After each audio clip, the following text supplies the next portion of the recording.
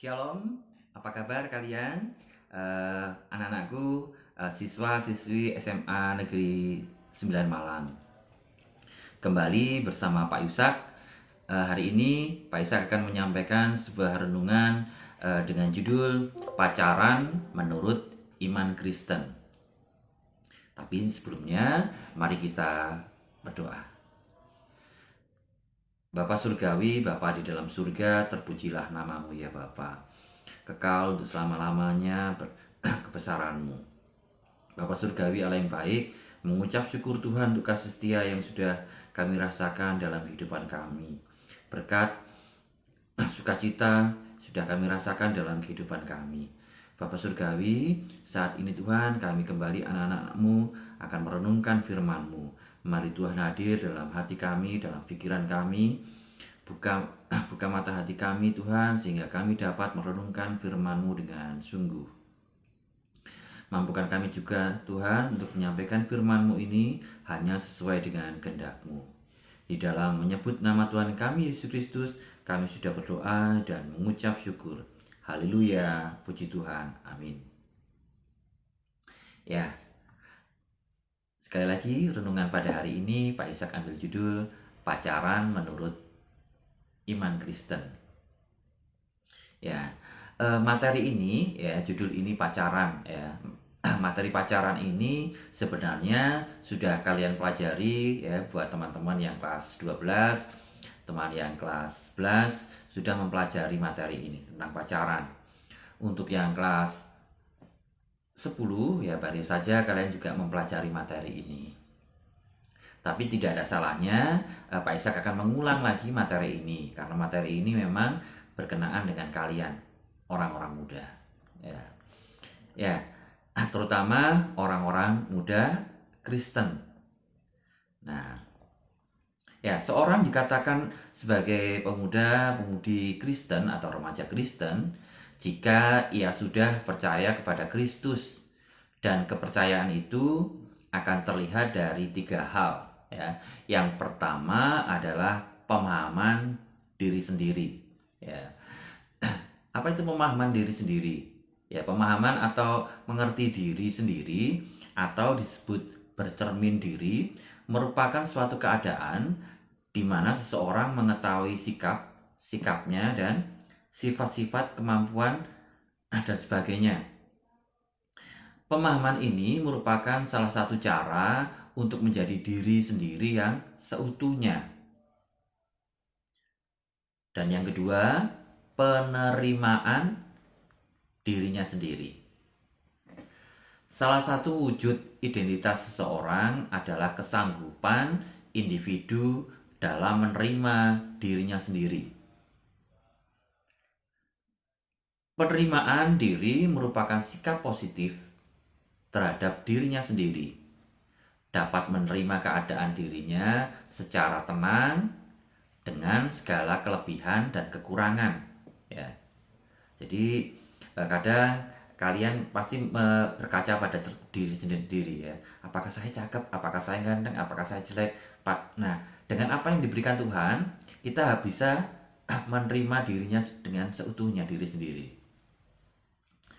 Dan yang ketiga, menilai diri berdasarkan penilaian Tuhan. Nah, ini 3 hal ya. Seseorang dikatakan sebagai pemuda, pemudi atau remaja Kristen. Ya, ketika seseorang remaja percaya Yesus Kristus, maka pemuda tersebut harus mampu melihat penilaian Tuhan terhadap dirinya. Karena Tuhanlah yang menciptakan manusia, menciptakan kita. Menempatkan manusia di bumi, ya, menciptakan dan menempatkan di bumi, dan mengetahui lebih banyak tentang manusia dibanding siapapun. Itulah Tuhan kita. Sehingga pemuda atau remaja tersebut tidaklah hanya memberikan penilaian terhadap dirinya sendiri berdasarkan pandangan dunia. Seorang remaja yang melihat dirinya berdasarkan penilaian Tuhan akan menyadari bahwa dirinya sebagai pribadi ciptaan baru, pribadi yang berharga, pribadi yang mulia, dan pribadi yang dikuduskan. Nah, itulah remaja Kristen atau pemuda-pemudi Kristen. Berikutnya kita akan belajar apa sih pacaran itu, ya. Ya, pacaran berasal dari kata dasar pacar yang berarti adalah kekasih, ya, atau teman lawan jenis yang tetap dan mempunyai hubungan berdasarkan cinta kasih. Sehingga pacaran adalah proses perkenalan antara dua insan manusia, ya, yang biasanya berada dalam rangkaian tahap pencarian kecocokan menuju kehidupan berkeluarga yang dikenal dengan pernikahan. Dalam Kamus Besar Bahasa Indonesia atau KKBBI, ya, kata berpacaran berasal dari kata dasar pacar atau teman. Teman yang lawan jenis yang biasanya menjadi tunangan atau kekasih. Berpacaran berarti percintaan, berkasih-kasihan. Ya, itulah yang mungkin ada di benak kita. Berpacaran merupakan hubungan dua orang yang berbeda jenis kelamin, ya, berdasarkan cinta, ya. Awalnya pandangan pertama, saling tatap mata, ya. Kemudian turun ke hati. Nah, itulah awal dari pacaran. Perhatian terhadap orang lain dan tidak sama dengan perhatian terhadap pacar.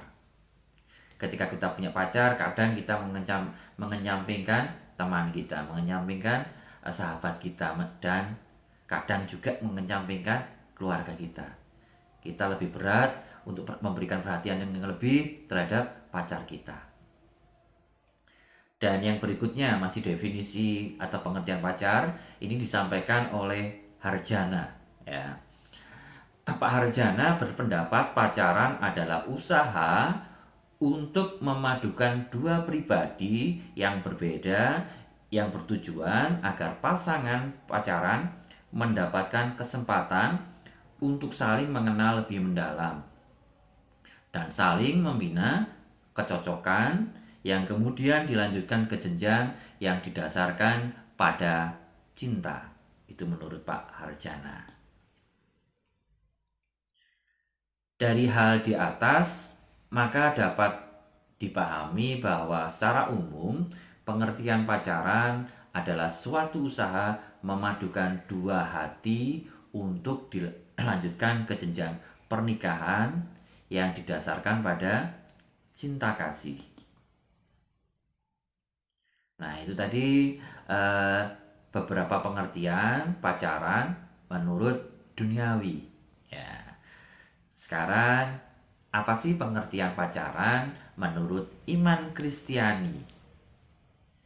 Nah, konsep kehidupan orang Kristen berbeda dengan orang-orang lain.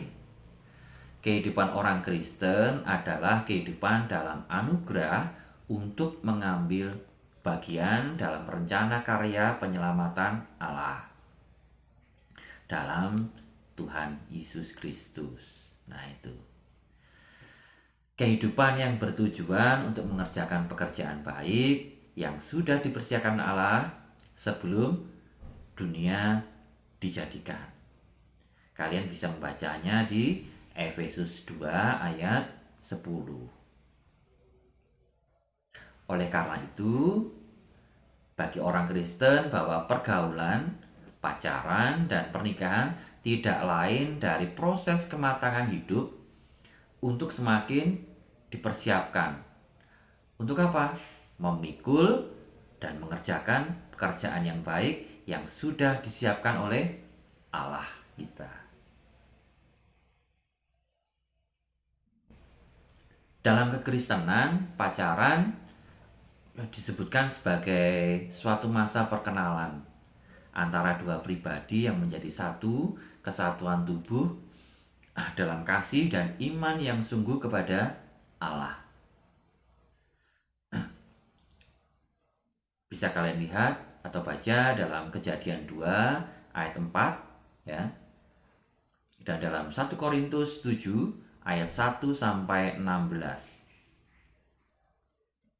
Pacaran bukanlah sekedar perkenalan saja, melainkan suatu hubungan yang mengikat dua pribadi menjadi satu keutuhan ya, yang menuju kepada pernikahan kudus. Bisa kita lihat dalam Matius 19 ayat 6a. Nah, bagaimana cara berpacaran menurut iman Kristiani? Nah, dalam berpacaran menurut iman Kristiani ada yang harus kita perhatikan agar kita mengetahui mana pacaran yang sesuai dengan iman kita, Kristen, dan mana yang tidak. Hal tersebut antara lain ada bisa Pak Ishak jelaskan. Yang pertama adalah pacaran itu harus didasari oleh kasih Allah. Apa sih sebenarnya tujuan kita pacaran? Apakah hanya mengisi kekosongan dalam hidup kita ya, karena nggak ada kerjaan, daripada nggak nganggur, pacaran aja deh gitu ya. Apakah seperti itu? Ya, keinginan dalam hidup kita ya, keinginan semata atau hal-hal yang menyangkut pada kepuasan diri sendiri. Apakah hanya sekedar itu? Di mana yang menjadi pusat perhatian hanya pada diri sendiri, menyenangkan diri kita. Sehingga pada masa berpacaran timbul istilah bahwa dunia ini hanya milik kita berdua. Ya. Dan gigi pun ya. Dan ada istilah ya. Dulu ada sebuah lagu yang syairnya kalau cinta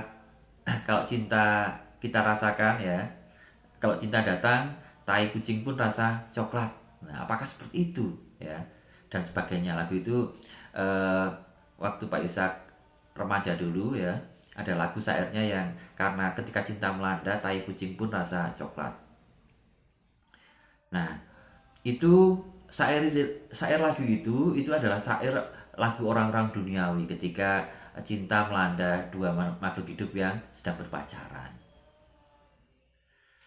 Ya, orang dunia mengatakan bahwa asmara itu adalah cinta, dan itu sangat dibutuhkan bagi orang-orang yang berada pada masa pacaran. Menurut kamus ya, asmara itu mempunyai dua pengertian.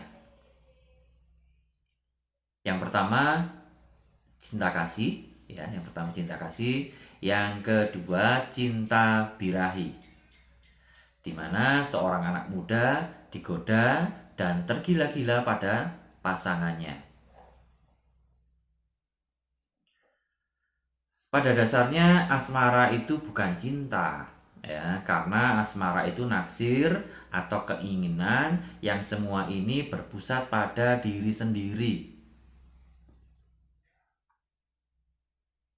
Cinta kasih atau kasih itu menurut Alkitab ya, Alkitab kita ya, bisa kita baca dalam 1 Korintus 13 ayat 4 sampai 7.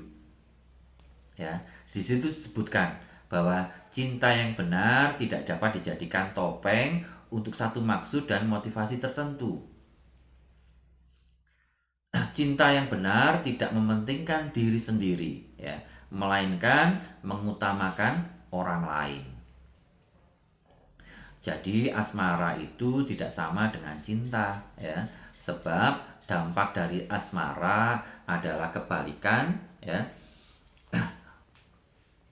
adalah kebalikan dari makna cinta yang sebenarnya. Dalam Yesaya 13 ayat 16. Ini merupakan ucapan Tuhan kepada Babel, ya, di mana anak-anak muda tidak peduli lagi terhadap kudusnya pernikahan itu, sehingga dampaknya kebebasan seks, adanya pengguguran kandungan dan sebagainya. Nah, sekali lagi, waspadalah, asmara berbeda dengan cinta kasih. Yang kedua, ya, tahapan pacaran orang Kristen. Ya, tahapan pacaran orang Kristen. Dalam berpacaran ada beberapa tahap yang harus dilalui, yaitu tahap perkenalan. Yang pertama adalah tahap perkenalan.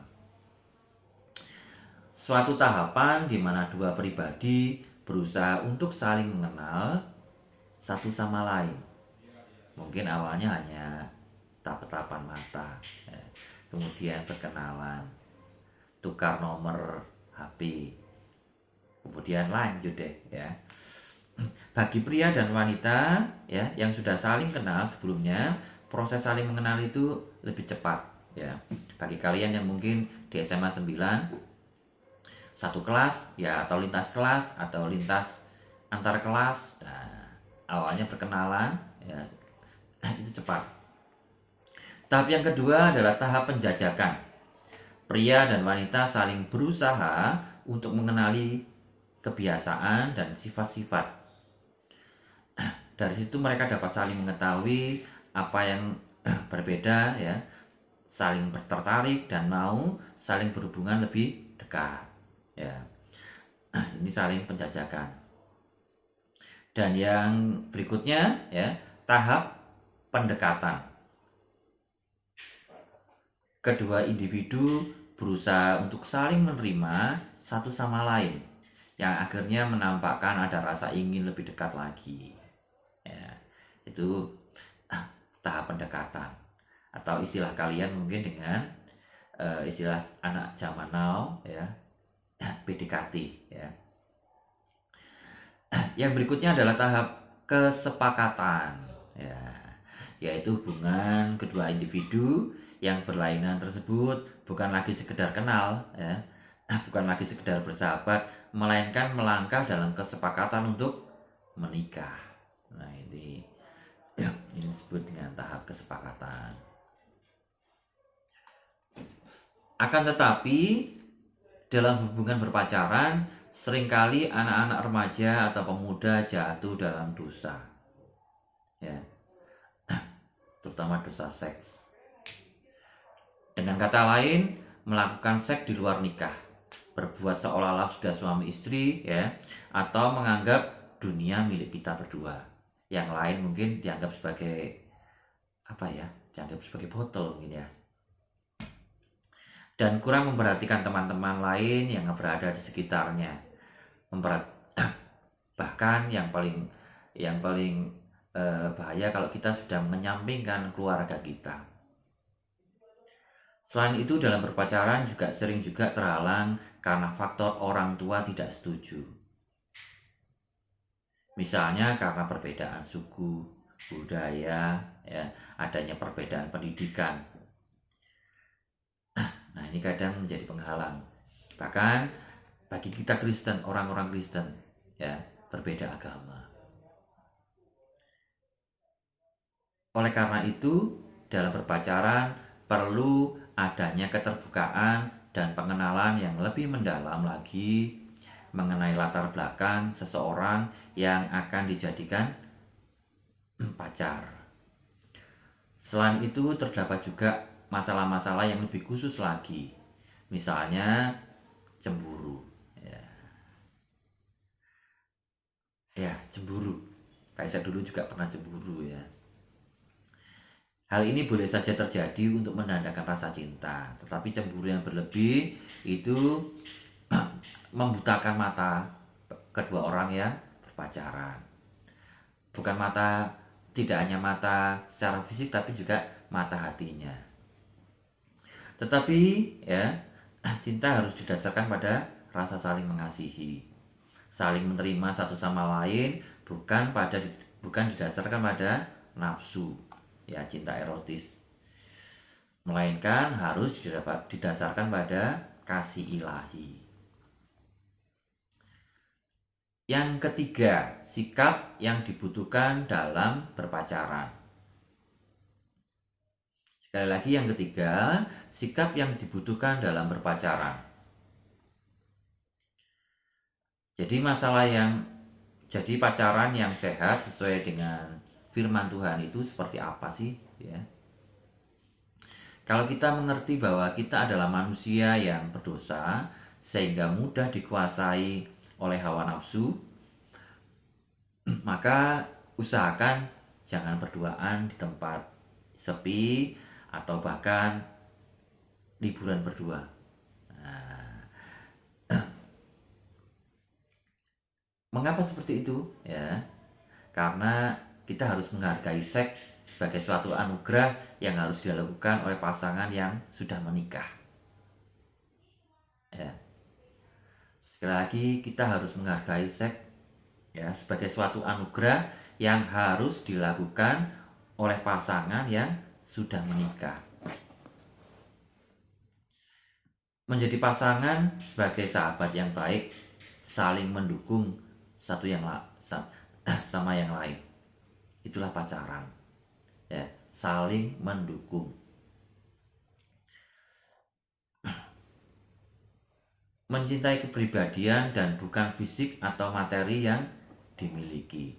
Kita mencintai pasangan kita bukan karena dia cantik, dia tampan, dia kaya, statusnya lebih tinggi. Bukan seperti itu. Tapi karena saya mengasihi dia. Kasih apa? Kasih ilahi dari Tuhan Yesus. Itu yang harus kita lakukan. Ya, ada beberapa syarat yang harus dimiliki baik pria maupun wanita seperti Adam dan Hawa. Kejadian 2 ayat 23 sampai 25. Ya, dalam 1 Korintus 13 ayat 4 sampai 5 ya, dijelaskan bahwa dalam berpacaran harus memiliki kasih, ya, kasih yang sabar, kasih yang murah hati, ya, yang tidak cemburu, tidak memegahkan diri dan tidak sombong. Masing-masing dari kita harus mengaplikasikan sifat-sifat tersebut sehingga kita mampu menjadi pasangan yang penuh kasih sesuai dengan apa yang baik di mata Tuhan. Yang berikutnya, yang keempat, batas-batas pergaulan berpacaran. Apakah dalam masa berpacaran boleh ada keterlibatan seksual? Ya, Pak Ishak berbicara tentang seksual karena kalian sudah dewasa. Pak Ishak anggap sudah dewasa, harus tahu batas-batas ini. Pertanyaan di atas merupakan hal yang menjadi pertanyaan banyak kaum muda masa kini. Ya. Ada 3 macam praktek yang biasa di kalangan kaum anak muda di kala mereka berpacaran, ya, yaitu yang pertama berciuman, berpelukan, dan meraba. Praktek berciuman dianggap oleh kaum muda sebagai suatu tindakan yang biasa, yang tidak perlu dia ganggu-gugat lagi, ya, yang tidak usah dijadikan bahan cerita lagi. Benarkah itu? Ya, apakah kita boleh berpacaran, boleh berciuman dalam berpacaran? Nah, bahkan banyak para pemuda yang mengartikan bahwa hubungan seks merupakan cara untuk menunjukkan rasa sayang kita kepada orang yang kita sayangi. Padahal hubungan seks hanya dapat dilakukan oleh orang yang telah menikah sebagai pernyataan kasih. Karena hubungan seks yang dilakukan bukan karena nafsu birahi belaka, tetapi karena dorongan cinta personal.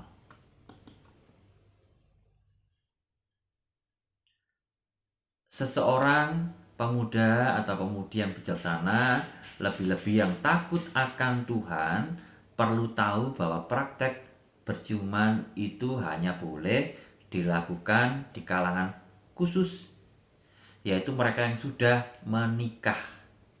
Sekali lagi, berciuman hanya boleh bagi mereka yang sudah menikah. Praktek berpelukan ini pun juga dianggap biasa pada masa sekarang. Nah, praktek ini pun juga hanya boleh dilakukan oleh orang-orang dua pasangan yang sudah menikah. Sudah diikat oleh kasih Tuhan kita Yesus Kristus.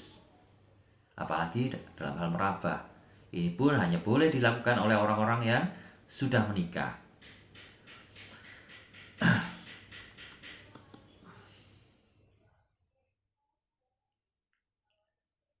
Remaja, pemuda, dan pemudi merupakan masa peralihan kanak-kanak menjadi dewasa.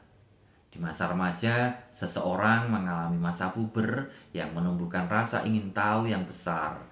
Seseorang juga ingin mencoba segala sesuatu yang seperti berpacaran.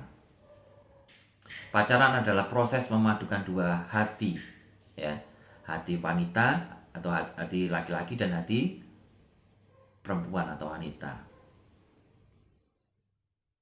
Khusus bagi kalian remaja Kristen atau pemuda-pemudi Kristen, harus mengetahui cara berpacaran seperti apa sesuai dengan firman Tuhan.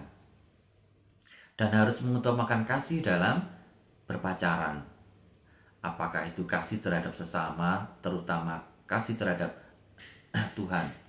Ya. Sekali lagi, harus mengutamakan kasih terhadap sesama, ya, terutama kasih terhadap Tuhan. Sekarang ini banyak berkembang gaya berpacaran remaja yang berlebihan.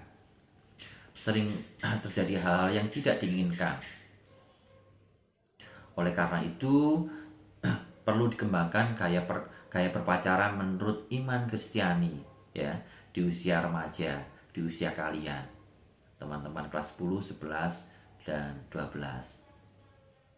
Sehingga dampak negatif dari berpacaran dapat diminimalisasi atau dihilangkan, dan memperbesar dampak positif dari berpacaran, yaitu saling mendukung, saling mendorong, saling memotivasi, ya, dalam berpacaran. Demikian sekilas tentang materi berpacaran. Semoga kalian bisa sedikit belajar tentang materi ini, dan Pak Isaac sampaikan selamat belajar, ya, di tengah COVID ini. Tuhan Yesus memberkati. Haleluya. Amin.